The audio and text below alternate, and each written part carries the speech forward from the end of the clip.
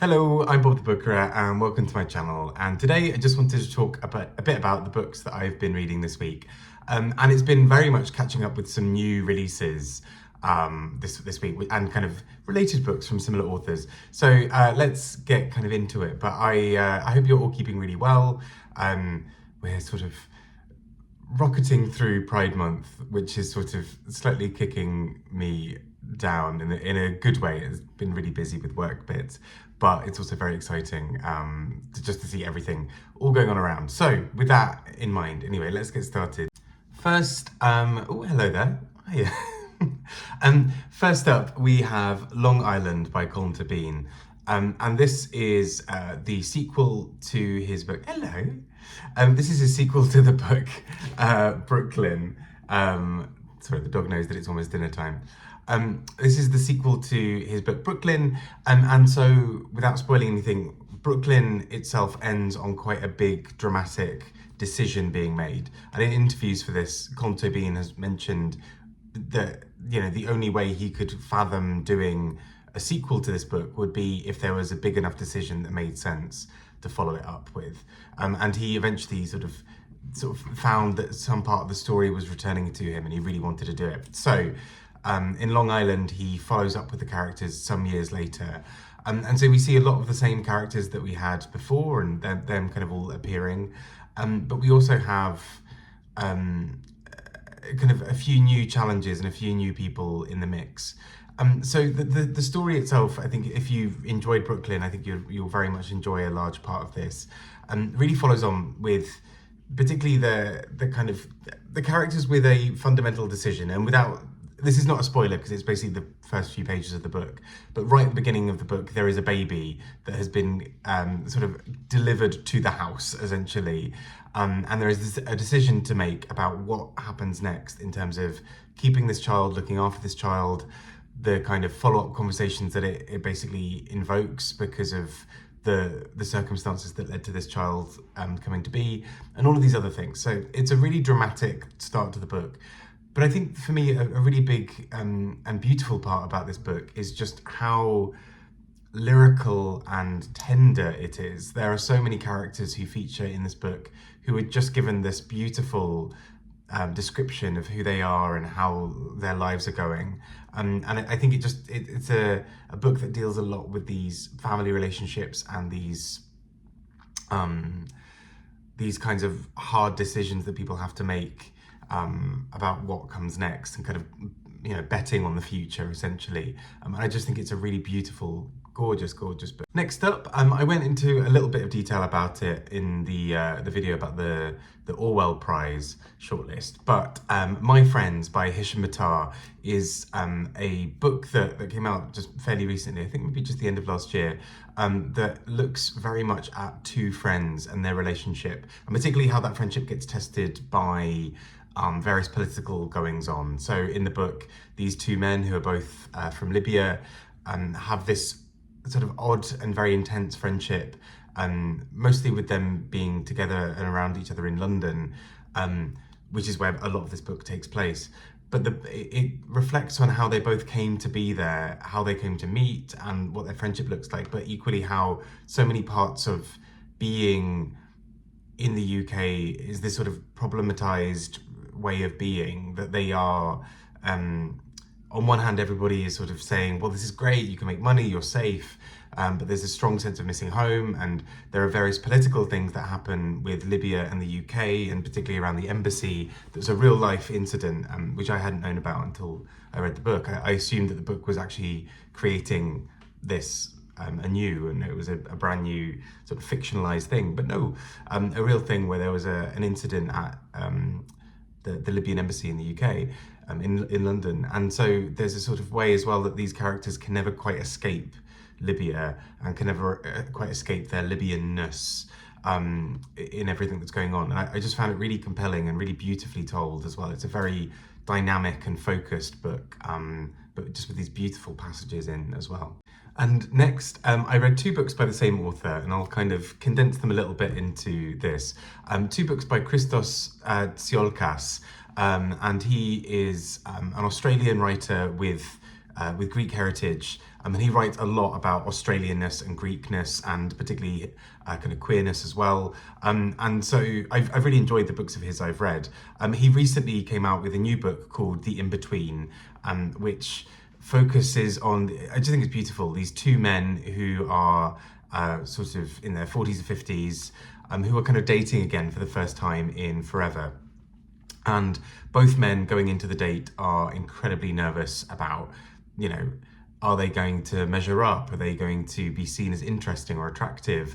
Have they made a terrible decision in doing all of this? And all these various other things that go through their minds. And there's kind of this sort of way that actually sort of dating when you're younger has its own complexities, but in some ways there's very little else to base things on. So you sort of just live a little bit more in that moment of dating someone and do I like them, do I not? And this book, I think, probes at the way that these two men both as well, you know, the sort of the ways that being gay and being slightly older kind of intersect here as well. But these two men who are sort of in some ways haunted by some of the sort of ghosts and shadows of their past relationships. And, you know, in one case, in one of the relationships, it ended through the death of a partner more than because of a sort of breakup. And so there's a sort of this other factor at play. But I think what kind of transpires from this book is just really gorgeous, where we get these real vulnerabilities come out from these two men who both then go on to have this really beautiful sort of entwined history with each other across the book that I just think is so well rendered. And I think Christos Tsiolkas writes gay men and sort of shame and sex and so many other things, I think, really, really well. There's a really deep understanding and desire to understand the ways that men interact in spaces where it's just men, and also the sort of various ways that men's shame, and particularly gay men's shame, sort of shows up in sort of weird and unexpected ways. And I just think it's really, really very well done. And similarly, another book of his that I read this week was The Slap, which was longlisted for the Booker a few years back. And this book, I think, had some kind of controversy at the time, from what I can gather, just because it's merciless in the way it approaches things. It is brutal, and you know, there are slurs on pretty much every other page, because I think he basically really wants to mirror how some people talk, right? This is a very real novel in that respect. You know, there are characters who are deeply unpleasant, they're sexist, they're racist, they're whatever else. I think in the service of the story, for the most part, you know, it kind of makes sense. These are real characters. They're not just saying these things for the sake of it.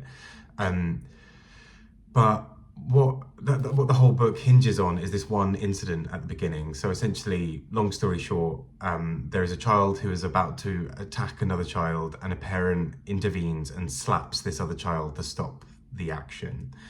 This then sort of sets off this course of events where families are feuding, people are worried about that kind of coming out in the press and what that will do next to their lives, but equally what that then exposes, because, you know, in trying to mount a defense about being a good person who just did this one thing, you have to almost prove as well that you are sort of faultless, and you live your life in a very pious way. And this was a one moment of madness to protect a child.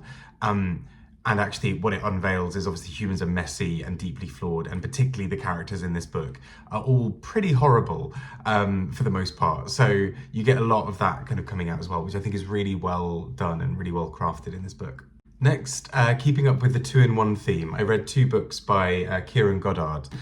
So I started with his sort of first book, Hourglass. So the light reflection's going a bit wonky there, but yeah, Hourglass. And this is just a really beautiful book, I think, that deals with the sort of aftermath of a relationship, and then particularly characters trying to understand how things have gone wrong and trying to express this amazing amount of powerful emotions that somebody is containing all at one time in the aftermath of a relationship.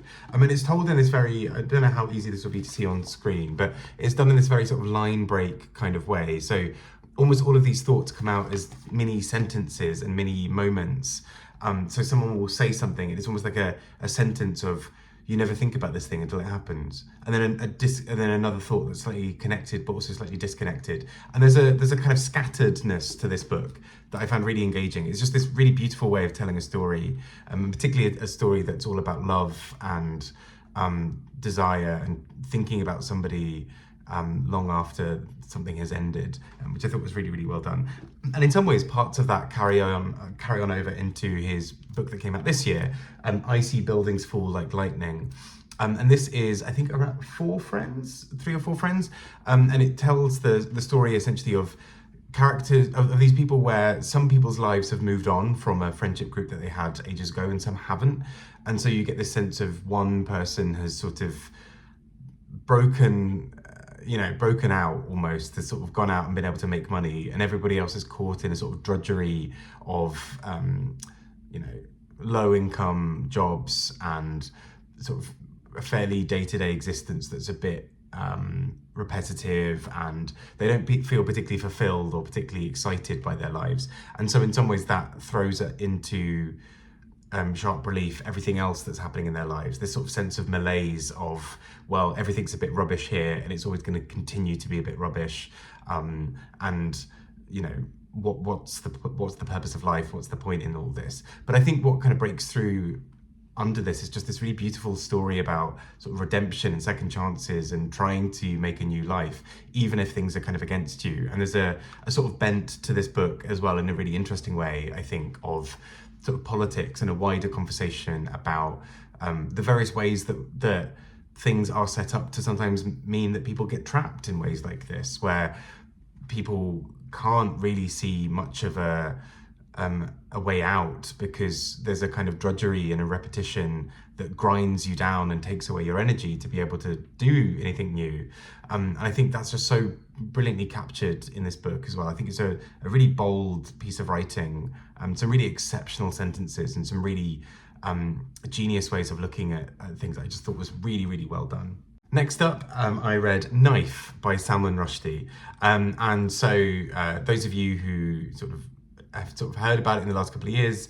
So there was a moment a few years back where Salman Rushdie was due to do a talk, and just before the talk started, this was in the US, he was stabbed multiple times.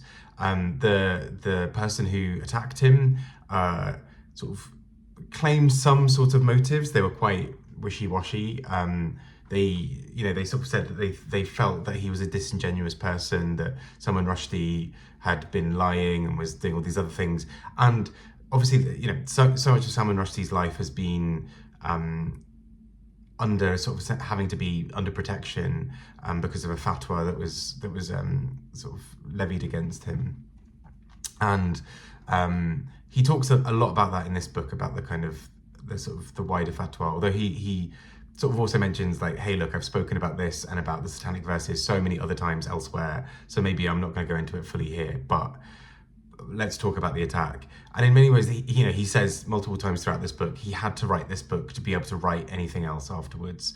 The stabbing happened just before the launch of Victory City, his most recent novel, and he knows that he has another novel or two in him, and he cannot write those until he gets this out. And in the book, he also imagines various conversations with the assailant.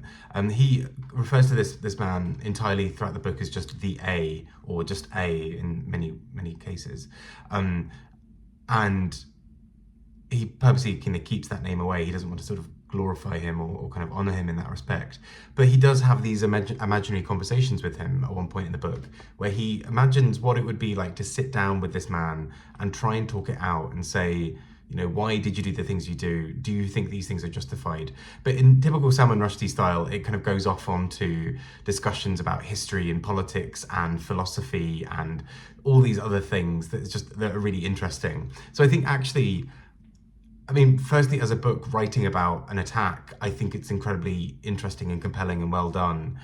But just as a wider book about forgiveness, or about, he says that he doesn't sort of forgive him, but he sort of wants to try and forget. But he talks about kind of what it might mean to actually sit across from somebody who's done this and treat them as a human and treat them with compassion or understanding, but also not let them off the hook. And so it's a really fascinating book for kind of understanding the human psychology of things around something like an attack. And it's also just a really interesting insight into Salman Rushdie as a human and as a man with his, his family and his partner and all these other things. And I just think it's a really well done book. Last but not least, and I realise this has been a very male-heavy reading week. I don't think I realised until I'd actually sat down that of the 8 books I'm talking about, it's been 7 men and then this one fabulous woman, Jenny Upenbeck, with Visitation, translated by Susan Bernofsky. And so Jenny Upenbeck, recent winner of the International Booker Prize. The interesting thing with when she won with Kairos was that quite a few people mentioned, oh yeah, like, I'm surprised that, I'm glad she won, but I'm surprised that Kairos won because it's not her best book. And so it's been really interesting. I picked up Visitation and Go Went Gone, which I'm going to read soon, to kind of try them out, because these are the 2 that people kept on mentioning. And Jenny Upenbeck is a writer who I think, from what I've seen so far, is really fascinated by history, and particularly German history, in the ways that it shows up in the present. So in Kairos, we have a lot of sort of focus on East Berlin and East Germany and the ways that history impacts human lives, the ways that the division of a country and of a city in that way also has effects on people who live both either side of it, but also on one particular side and feel a certain kind of way and kind of caught up in their own kind of sense of division or whatever. In Visitation, Jenny Upenbeck explores this idea through this kind of the idea of almost gardens or land and things like that. So the physical remnants of history shown in the land itself. So not only the land of Germany, but the sort of the actual physical land of like the soil, the grass, the trees. So we have various sort of jumps through history. At one point, a Red Guard.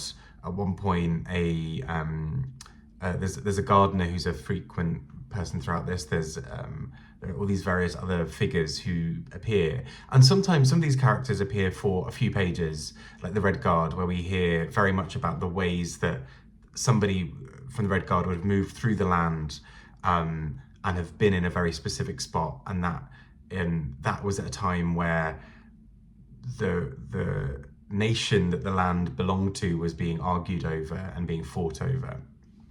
We also see various other things about, the idea of bullet shells or bits of pottery or whatever else, these other remnants that could appear physically on the land or within the land and sort of only to be found later. And so in some ways, the central figure of the gardener is the sort of unifying thing. It's the gardener that keeps on finding things or keeps on tidying up this space and this land to create something new. But also in doing so, he is equally interfering with this idea of the land itself. He is shaping and forming and manipulating the land. So this book kind of keeps on coming back to this central idea in a way that I thought was really quite interesting once you kind of get into the rhythm of this and where it's going. Because at first it seems like it's jumping about a bit. It doesn't seem to immediately make sense, but actually there's something so clever going on here that I think is just really so interesting. Just the ways that she takes the kind of duality of land and nationhood and plays around with it until it kind of both means everything and nothing at the same time. And I think that's really her gift. I'm really excited to read Go Ain't Gone because I hear very good things about that, and particularly the way it looks at migration and Germany and various other things. Anyway, but yes, I think this book is a really interesting one, and a very short book, about 150 pages or so. So these are some of the books that I've read this week. It's been a really productive reading week. I don't really know where from. I'm trying to think. I don't actually know when I read some of these books. I know I've had a couple of days where I read almost nothing, just because things were really busy and hectic. So who knows when I read these? It must have been, I had some train journeys, I think. I think that's kind of where they all ended up happening. Anyway, I've been Bob the Booker, talking about the books I've read this week. I hope you're having a fabulous week and a good Pride Month. And I will speak to you all soon. Take care. Bye-bye.